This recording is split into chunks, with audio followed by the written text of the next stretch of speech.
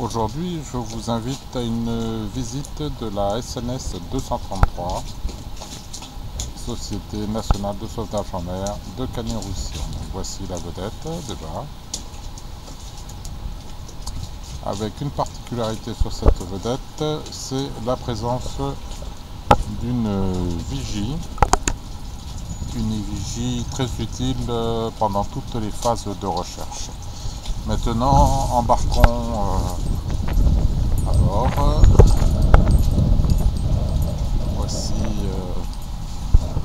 la zone d'embarquement, avec ici la bite de remorquage qui est protégée aujourd'hui. Voici la bite de remorquage que vous pouvez admirer, on va dire, que l'on protège pour ne pas se prendre un morceau de fer pareil dans les tibias. Passons à l'intérieur. Voici l'intérieur de la vedette, avec en face le poste de pilotage. Et vous pouvez voir la vue du patron quand il manœuvre. À droite du patron, légèrement sur l'arrière, la partie radio avec VHF, ASN, un ordinateur portable et une petite table à cartes.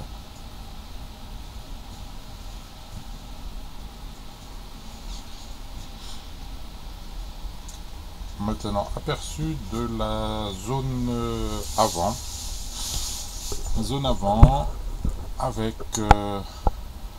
les remorques qui sont passées, donc stockées sur l'avant, à la fois pour mettre du poids sur l'avant et gagner de la place sur la plage arrière. Sur bâbord, une civière flottante barquette, plus une planche de remorquage, plus bien sûr tout ce qui est équipement brassière. Ici, en dessous, c'est une pompe à incendie qui sert à la fois à combattre un incendie, mais qui peut être aussi utilisée comme pompe si un bateau prend l'eau. Sur tribord, équipement, nos brassières de sécurité et les équipements pour les plongeurs. Et ensuite ici, petit matériel traditionnel d'équipement. Quand on passe une remorque, la remorque est prise de l'avant et nous allons passer par ici tout le long. Et ensuite, petite subtilité, nous passons la remorque ici dans cette ouverture qui aujourd'hui est fermée.